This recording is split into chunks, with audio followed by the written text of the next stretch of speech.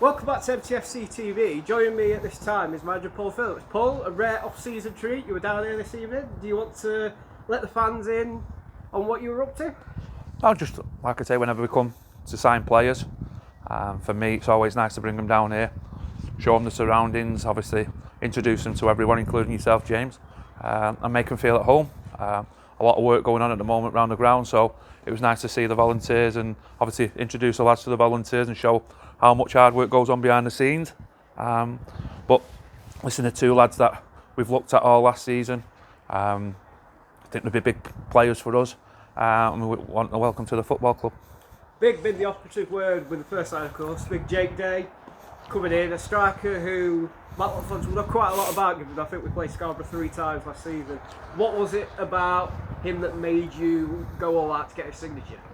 Well, I think a lot of people probably think it's a like for like swap with Liam, but that wasn't the case. I'd have been quite happy to get them both in.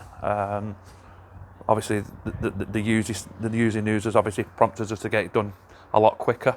And obviously, I feel that Jake I think he scored 12, 13 goals last year in a season that probably sort of stopped and started for him with injuries and a bit knocked, but that's the player he does. I think he's a focal point, he's a winner. He's got promoted last year in a good team.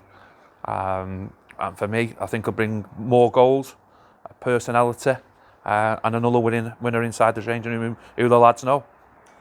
Second signing, a goalkeeper, Jim Pollard from Grantham Town, signed up. What was it about Jim that made you want to bring him to the Proctor Stadium? Another one, probably from a different scale. We watched him last year in a struggling team for most of the year. I thought he was outstanding. I've been there myself when you're in a struggling team that's near the bottom of the league and you have a lot to do. But I think the biggest thing for me is when I met him. He's 23-year-old, a lot to learn in the goalkeeping department, but I think he'll learn quick. But that's what he wants to do. He wants to go on. He wants to get back in the league, and he wants to better himself. Good goalkeeper, good kicker, pretty similar to Joe, and if he lives up to half of what Joe did, then we've got a really good goalkeeper on our hands. And for me, another player that wants to be in the right area and wants to push back on into the Football League, and hopefully we can give him that springboard. It's definitely a position that is very vital to your Gladiators team, because last season I think we ended up using 5 different keepers for various different reasons. Do you feel in Jim you've got somebody who will be able to take that number 1 position and truly make it his own? Yeah, I think it's, again, we give Sean the opportunity to come back in. We didn't want to lose Sean last year, so I don't want to think people that we just got rid of him. For me, Sean's moving back to London with his family, so he couldn't commit.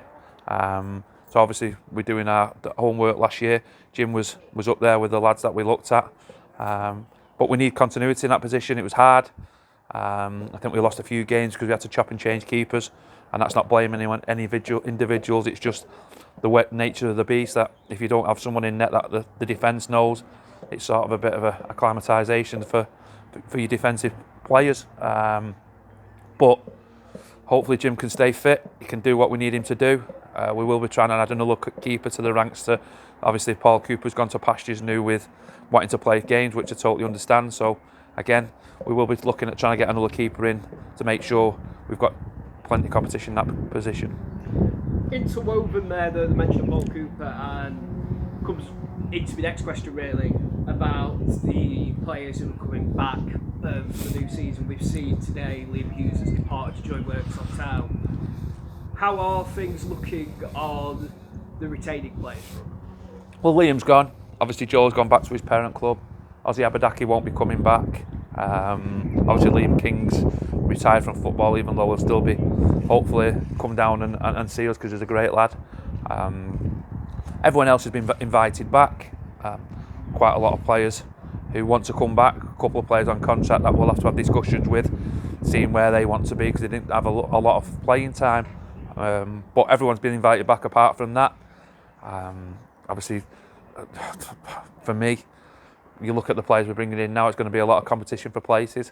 But again, start pre-season, everyone's on the same sheet, blank piece. So we've got to see where we go, and people have got to earn the right to get in the shirt.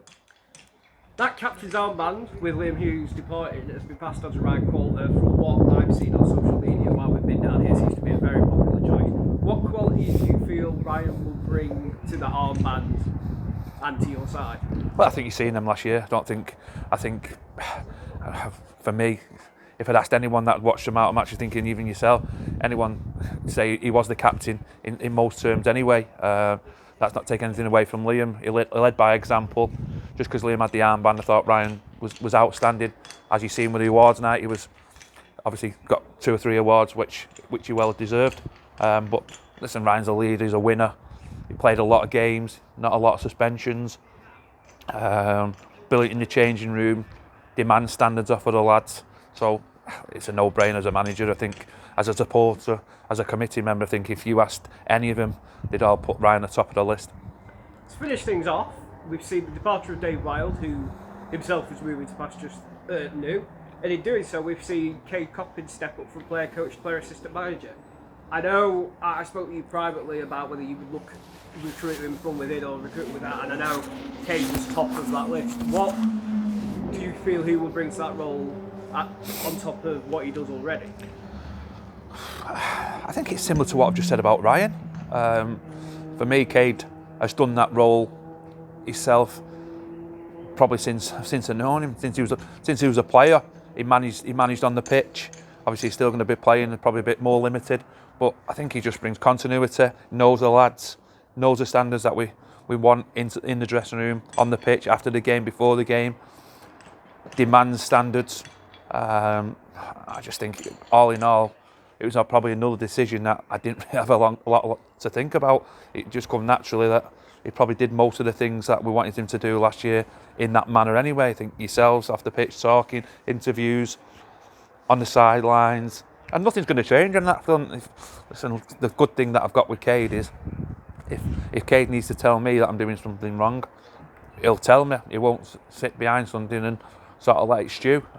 Vice versa with me and Cade. So we both know each other inside and out. He'll push me on, I'll push him on, and I can tell you one thing, that one day Cade, not in the far future should I say, will be a very, very good manager at this level, if not above.